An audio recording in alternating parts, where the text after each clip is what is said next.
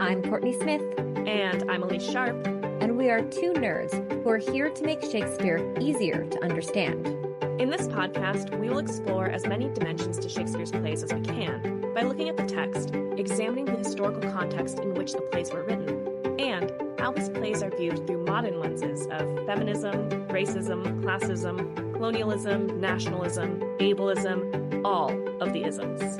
We will discuss how his plays shaped both the past and present, and, as theater makers, how his plays can be responsibly performed today, all while trying our best to approach his works without giving in to Bardolatry. So, Shakespeare anyone?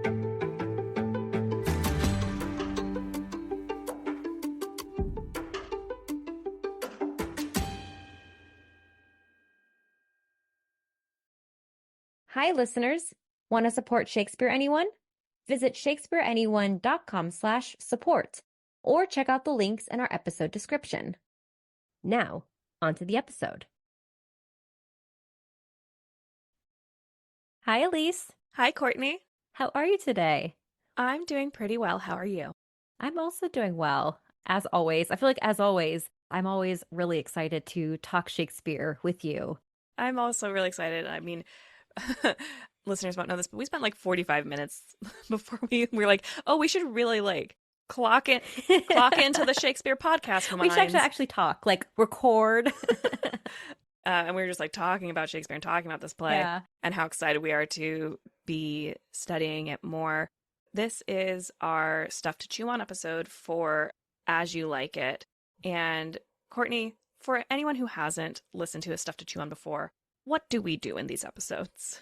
Yeah, our Stuff to Chew On episodes are the second piece of the series. Like in our synopsis, we have scaffolded for everyone what happens in the play, scene by scene, what are characters saying, what are they doing, very little interpretation because we want to all be on the same page. And then when we get to Stuff to Chew On, we are talking about things like the context, production history, the afterlife of the play, and themes and motifs. It's more information and knowledge that is intended for people who maybe are just starting to engage with As You Like It. So equivalent to a high school English class or a drama class, maybe some information you might get if you're an actor and a dramaturg comes in and shares with you some really crucial things that you should know. But it's not quite as in-depth as our later episodes where we're talking about specific lenses where we look at specific information about what was happening in Shakespeare's time and different areas of study that scholars use to look at these plays. Stuff to Chew On is more As You Like It 101. Yeah. And before we dive in, we do have a little bit of housekeeping. We have some new Patreon patrons that we need to thank. So thanks, and ever thanks to Kaiser, Paul, Anne, and Kate for joining our Patreon community over the past month or so and for your support of the podcast. Yes, as I say every single time we have new patrons, our new patrons and our old patrons are super appreciated over at Patreon because we're an independent podcast and support over at Patreon allows Elyse and I to continue doing this work. And also, it's so great to have a community over at Patreon. So thank you for being a part of the community. Yeah, it is the most direct way to support the podcast. If you are interested in supporting the podcast, if you are interested in joining the community and supporting the podcast, you can head to patreon.com/Shakespeare Anyone. If you are interested in seeing what other options we have for supporting the podcast, you can head to shakespeareanyone.com/support. Now, let's dive in to As You Like It. First things first, let's give some context to As You Like It. As You Like It is a late Elizabethan era pastoral play. It draws inspiration from pastoral courtly plays such as John Lyly's plays, as well as Edmund Spenser's The Faerie Queen, Philip Sidney's Arcadia, and the medieval story of Robin Hood. And we've talked about pastorals before in Midsummer, so this is a type of play that Shakespeare is returning to.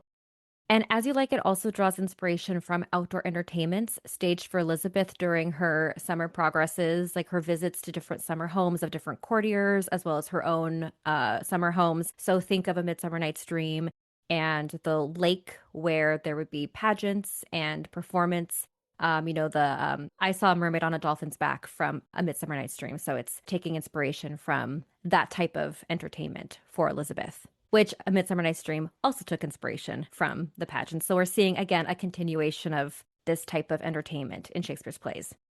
And the primary literary source material for As You Like It is Thomas Lodge's 1590 romance novel titled Rosalind. Lodge's work was based on a medieval poem, The Tale of Gamelin, which told the story of three brothers, the youngest of whom is hated by the eldest and forced into exile to live with a band of outlaws. And, quote, if you like it so, unquote, is a remark in the introduction to Lodge's text, and this may have inspired the title of Shakespeare's play. And even though there are these sources that Shakespeare takes from, as Shakespeare does in almost all of his plays, Shakespeare did invent the characters of Touchstone, Jaques, Audrey, William, Amiens, and Lebeau, which helped him parody the traditional conventions of the pastoral genre, which, again, we've talked about pastorals in A Midsummer Night's Dream, and it's nice to be back with another pastoral. Yeah, and also Shakespeare's take on it, which continues to kind of poke fun at the conventions of the pastoral. Yeah, a wonderful satirist. I don't think he's a fan. But let's get into some production history. As You Like It was probably first acted sometime between 1598 and 1600. In 1600, we have a preliminary staying order for the play entered into the Stationer's Register, which means that the Stationer's Register was basically told, this is ready to go to print. Hold this title for us. We own this, like, dibs on the title. As we've talked about, the right to publish the play was whoever printed it first. So someone calls dibs in the 1600s. However, this printing didn't end up happening, and the first actual printing of As You Like It is in the first folio. Now, there are several debates as to when the first performance was. The Arden 3rd edition argues that the play was first performed on Shrove Tuesday, February 20th, 1599, before the court at Richmond Palace. And here's their evidence. We know that the Chamberlain's men performed a play that night because of notes in the declared accounts of the treasurer of the chamber, which is like the Queen's accountant, regarding payment to the Chamberlain's men for plays performed in the past 12 months, and it includes a play performed on this Shrove Tuesday. Additionally, there is an epilogue written down in this man Henry Stanford's commonplace book, which is believed to be by Shakespeare, and this epilogue fits As You Like It better than any other play. Stanford was a tutor in the Lord Chamberlain's house, and so he also has many other experiences that he writes about where he is included in courtly entertainments, and he's exposed to art and literature, and is interested in the theater. So he writes down an epilogue that was on the Shrove Tuesday. Now, the epilogue in Stanford's commonplace book is different than the one that exists in the folio.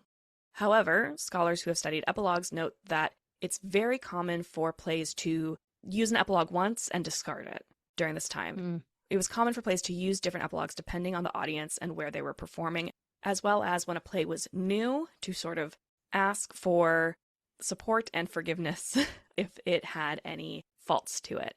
So it is possible that this epilogue, though different than what we have from the first folio, was an epilogue used at some point for As You Like It, is the argument that the Arden 3rd edition makes. Additionally, As You Like It being performed on Shrovetide would make Touchstone's pancake joke in Act 1, Scene 2 funnier, because Shrovetide is also known as Pancake Day in England, and the courtiers who would have been watching the performance would have also been dining on meat-stuffed pancakes that were served with mustard. And the entire joke is that, like, a knight swears that the pancakes were good and the mustard was not, but Touchstone says that the pancakes were not and the mustard was fine. So this would only be funny in front of an audience that is actively eating meat-stuffed pancakes with mustard. Yeah.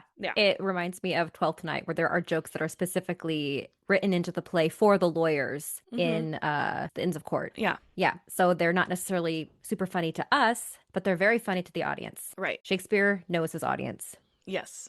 Another piece of evidence for Shrove Tuesday is that All the World's a Stage could have been an advertisement for the forthcoming new Globe Theatre, which was set to open later that year. In fact, the next day, February 21st, 1599, Shakespeare and 5 other shareholders in the Lord Chamberlain's men would sign the lease for the new theatre. And ultimately, for this point, this is just a very, very Elizabeth play. It is pastoral, which Elizabeth loves. It features a strong female lead who disguises herself as a shepherd, and Elizabeth saw herself as a strong woman who was a shepherd of the English people. So that's the evidence for this Shrovetide date. Other scholars propose, because largely hinging on All the World's a Stage, they propose that the play was first performed at the opening of the Globe. However, we know that from our research that there are other plays that try to claim first performed at the Globe. Mm-hmm. Tradition holds, as well, that As You Like It may have been produced at court on December 2nd, 1603, for King James at Wilton House, which was the home of Mary Sidney. If so, it would have been the first Shakespeare play performed in James's reign. And Mary Sidney is the sister of Sir Philip Sidney, the author of Arcadia, which is one of the sort of like utopian pastoral stories that As You Like It would also take some inspiration from.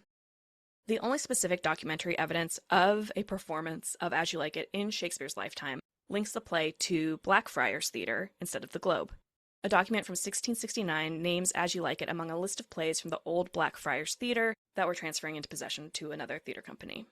So we don't fully know. Okay. My personal take is I kind of like the Shrovetide. I was going to say I like the Shrovetide. That's my top choice. Yeah, just because of the amount of specifics that we can put there. I also like the commonplace as a piece of evidence because there are other plays where we take the word of an audience member as evidence. Right. And this guy wrote down this epilogue. It is not an epilogue that we know of anywhere else, but again, epilogues were pretty disposable, and of the plays that we have, the epilogue fits As You Like It the best. All right. I'm going to talk about the afterlife of As You Like It. The first certain record of production is in 1723 at Drury Lane by the King's Company, and there are productions of this play that continue throughout the 1700s into the 1800s. What I want to do, though, is I want to jump to recent productions and highlight some more recent productions of As You Like It and give some examples of why these are interesting productions. Notable recent productions include the 1948 Teatro Eliseo production in Rome, which was directed by Luchino Visconti and featured costume and set designs by Salvador Dali.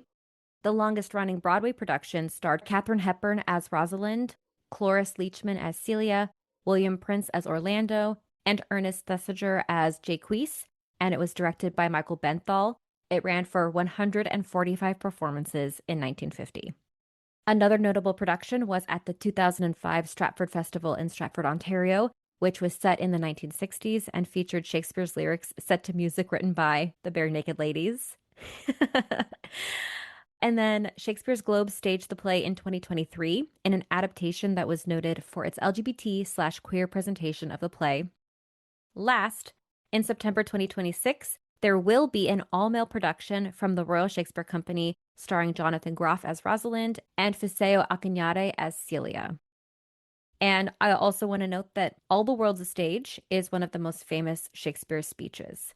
So that speech has lived on for hundreds of years, and people reference it all the time, even if they don't know they are referencing Shakespeare.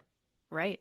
Now, critical response to this play has historically varied a lot. Some critics find the play a work of great merit, and others think that it's sort of like a lesser quality of Shakespeare's works. That's like, it's not his best. However, it does continue to be one of the more popular Shakespearean comedies produced on stage. In addition to the notable productions that you shared, it's also had several musical adaptations, which includes musicians like Donovan setting the lyrics of songs like Under the Greenwood Tree to music, as well as other musicians using sections of All the World's a Stage as lyrics, or other songs from the play setting them to music, to a full-blown musical production by the Public Theatre in 2017, which featured music and lyrics by Shana Taub. It's also had multiple TV and film adaptations. The 1936 film adaptation of the play was Laurence Olivier's first Shakespeare film, where he played Orlando. And Kenneth Branagh directed a film adaptation set in 19th century Japan, which was released in 2006. This is notably the only Branagh adaptation to not have himself in the cast. Friend of the pod, Kenneth Branagh. Frenemy of the pod. It makes sense that so much musical reimagination would come out of this play because there's a lot of music. Yes, like Twelfth Night, it is almost like a musical comedy. which I think also points to it being a court play. Mm. Court entertainments also featured a lot of music and musicians, so Yeah. also is a strong link to it being first produced at court, in my opinion, and based on my evidence, based on my research. Based on the evidence, based on what we've done here at the pod, we can build cases for these things too, Elyse. Yes, right. Award-winning Shakespeare scholars. Yeah. Now, let's dive into some fun facts about this play. So, Jaques has two pronunciations of the name. In the Oxford Dictionary of Original Shakespeare Pronunciation, linguist David Crystal writes that the name has two different pronunciations in the play based on the scansion. In the blank verse, it requires it to be Jakes at one point and Jaques at others. Now, the monosyllabic version of Jakes is probably intentional and for comedic effect because Jakes was a 16th century slang term for privy or bathroom.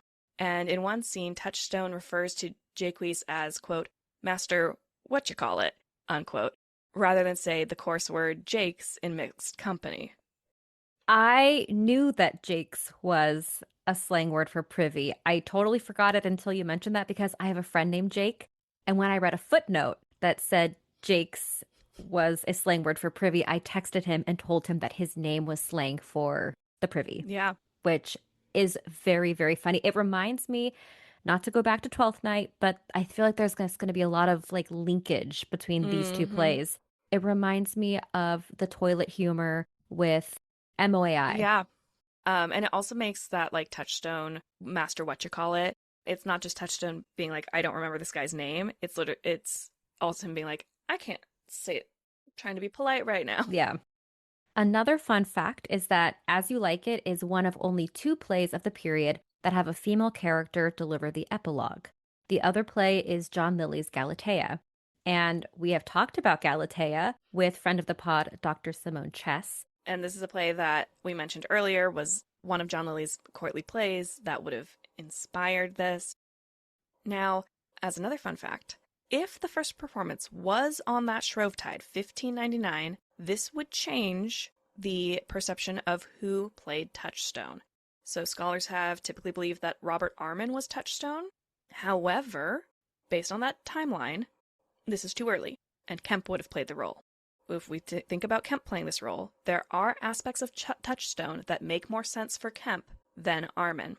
Notably, the Oliver Martex scene references this pamphlet battle between an anonymous Puritan and defenders of the Church of England that was known as the Marprelate Controversy. So this anonymous Puritan was writing these like very inflammatory pamphlets, and then the church commissioned witty writers like John Lilly and Kemp to write pamphlets in response for them. So Touchstone talking to Martext would be a direct reference to Kemp's involvement in this pamphlet battle if Kemp was the Touchstone. And how funny, because people in the audience would know about this pamphlet battle and they would see one of the pamphleteers behind these witty responses on stage in the mix with this reference, like so referential to the time period. Yep. If we look at it as through a Kemp lens, if you will, this is a direct reference to Kemp, and this Martin Marprelate was what the pseudonym of the Puritan was, and Martext, Marprelate. Yeah. And then additional evidence for Kemp being the initial Touchstone, because this would have been a role that Armin inherited later, and perhaps the version that we have I'm going to say that perhaps the version we have in the folio is a blend of what they both brought to the role, right? However, Armin was a singer. Touchstone, quite notably in a play with so much music, is not, and Kemp was not a singer. Touchstone is a dancer, which Armin notably was not. So there is this world where one, yes, this supports it, the first production being at Shrovetide 1599, but also this is not inherently a pure Armin character in Touchstone. Wow. I love this because so many people think that Shakespeare just wrote the play without remembering the fact that Shakespeare was responding to actors and his cast. And I'm also just glad that we're supporting the Shrovetide theory. Okay. Last fun fact is it is traditionally thought that Shakespeare himself acted the roles of Adam and William, which would be very funny to, like thinking of Shakespeare playing this old servant.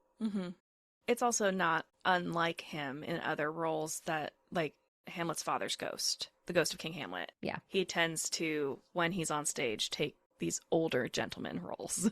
So, yeah, I'm just thinking of when Adam is like, Orlando, I can't go on. I'm going to die. I'm so hungry. I'm going to lie down and measure my grave. And, just funny to think of everyone puts Shakespeare on this pedestal, but how silly of him. mm-hmm. He's like, no, no, no, I'm not the great actor or the great comedian, but you know what I can do? A bit. A bit. I can do a bit. Yeah, completely. Anyways. Now, let's talk a little bit more about the general themes that are present in this play. So the first theme is the foolish delights of love. As You Like It generally spoofs the conventions of, as we've been speaking about, the pastoral and the courtly love tradition, the Petrarchan ideals, poetry, literature that deal with love and represent love as like a torture or a disease. As You Like It is very much opposed to that, and characters like Rosalind and Touchstone make fun of the sentimentality of the notions expressed in this type of literature, especially when Orlando, who is kind of like very much existing in this world of the courtly love tradition that we've also talked about, Orlando is very much wrapped up in it and very much like performing the traditional modes of courtship, and Rosalind and Touchstone make fun of the sentimentality. Additionally, Rosalind teaches a realistic version of love that can be a source of delight rather than torture. Another Orsino in Orlando. Yes. Yeah. Yes. Another theme is the malleability of the human experience. In addition to Jaquiz's speech about the stages of life of a man, everyone experiences change in the forest of Arden. Those who enter the forest are physically, emotionally, or spiritually different when they leave. And these changes are instantaneous. Even the villains change when they enter. So Oliver quickly learns to love Orlando and Aliena within moments. Additionally, Duke Frederick abandons all thoughts of murdering his brother after a brief conversation with the religious hermit. So in this sense, As You Like It celebrates that people can and do change and have the ability to change for the better. When I did the play, our director at one point went, at some point in the play, every single character has a moment where it's like, oh, it's as you like it, and you like it. And everyone sort of like chooses their own adventure through the forest of Arden and gets what they specifically need to learn, their specific lesson that they need to learn, their thing that they need to change, and like shows that like change is necessary. But we don't have to like go through, in theater, we don't need to like go through the like time that it takes to actually affect change. The next theme is city life versus country life. These two are diametrically opposed in this play. And again, Shakespeare's take on the pastoral establishes a strong city versus country dichotomy. Arden becomes this idealized pastoral retreat where townsfolk enter and the normative rules of society are suspended. However, these townsfolk, city folk must return from whence they came eventually in order to be able to appreciate the forest, and the forest allows them to appreciate the city. And ultimately, they need to restore the balance. They have to go back to where they came from. Arden combines the classical ideal of Arcadia and the biblical ideal of Eden in sort of one location in the Warwickshire countryside of England. And again, the play insists on this balance, that city and country cannot exist without the other. And this is sort of a reflection on the courtly behaviors that were present in Shakespeare's time, that like the court needs to leave the confines of court and go to the country. The thing that separates court or the city from the country is that the codified way of being and the structures that the court puts themselves under exist to separate themselves. You wouldn't have the court, you wouldn't have all these things that you need to do if you weren't trying to delineate between the country and the court. So you can't exist without the other. You need the opposition. Yeah, it sounds like an argument that goes on today about city versus country. So some things haven't changed. Yeah. Okay, so those are our As You Like It themes. Now let's move on to some motifs. The first motif of As You Like It is artifice. So artificiality, especially in love, is decried throughout the play. And Elyse, you talked about that with Orlando's Petrarchan view of love and Rosalind and Touchstone making fun of that, poking fun at that, and really putting forth this case for a more realistic look at love and the delight in love. So much like Twelfth Night. Much like Twelfth Night. So artificiality is decried throughout the play. And that's our first motif. Another major motif throughout the play is a motif of homoeroticism. So starting off, we have Celia and Rosalind. Their relationship is profoundly intimate and quite intense, more so than the standard friends or what they are, cousins, biologically, cousins. Mm-hmm. But they have a very intense, close relationship. Then Ganymede's name, so the name that Rosalind chooses for herself in disguise, references the beautiful boy who became Jove's cupbearer and homosexual love object in Roman mythology. Mm-hmm. And then everyone in the forest is attracted to Ganymede. Yeah. We see it with both Orlando. Orlando has no problem pretending, quote unquote, to be attracted to Ganymede when they are practicing courting. Right? Yeah. There's no issue with that. And then Phoebe also is instantly like, who is that young youth? Yeah. And it's important to note that, like, in pastoral literature, homoerotic relationships do not rule out future heterosexual couplings. Instead, in the forest, in the pastoral, heterosexual and queer love exist on a spectrum across which one can move as one likes. It's very fluid. Yeah. Again, similar to that 12th Night link, Sebastian and Antonio. Mm-hmm. Not necessarily a pastoral, but that concept of it's a spectrum and one doesn't rule out the other. Yeah. Everyone in Illyria and everyone in Arden is bi. Thank you, Dr. Danielle Rose Valley. Yeah. Another motif is oppositions. Nearly every aspect is structured through oppositions, and we see this very prominently through, again, city versus country, but also in characters. So good brothers versus bad brothers, with Orlando and Oliver as one example. And the Duke Frederick. And the Duke Senior and Duke Frederick. Yeah, Duke Senior, Duke Frederick, the usurper. There's also the opposition of the witty fool, like Touchstone, versus the foolish wit of Jaques, as well as the immature youth, Silvius, versus the experienced elder of Corin. And just a side note, that's such a funny scene to read and to like break down, like Silvius just being like, you don't get it. You've never experienced love like I have. Would you do this, this, this, this? And Corin's like, I did have these imaginations. Like love did make me imagine things, but like I've forgotten them. And he's like, well, then you never really loved. And he like runs away. Like, but it just was very funny to read that one. Yeah. But yeah, through these characters, we have opposition as a prominent motif. And then we also have opposition of themes. So we have this, again, city versus country is in opposition to each other. Rosalind's version of love versus the like pastoral, this idea of like lust and like the Petrarchan ideal of love, as well as some like minor themes, nature versus nurture, desire versus disgust. So everything's in a set of opposition. And that is everything we have for you to chew on for As You Like It. Yeah. So now that we have scaffolded the synopsis and we are chewing on some ideas and some history, some themes and motifs, let's all enter the forest of Arden. Yeah. We're ready to enter the forest of Arden in future episodes. Thank you for listening.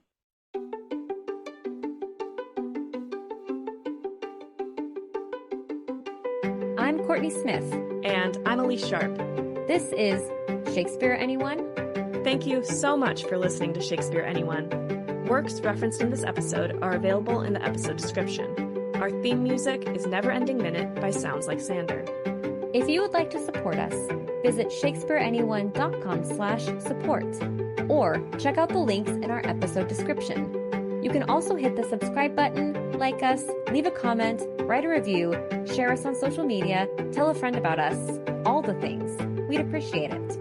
For more, you can visit our website, shakespeareanyone.com, or follow us on Instagram at shakespeareanyonepod. Now, because you listened all the way to the end of the credits, here is a completely random Shakespeare quote for you.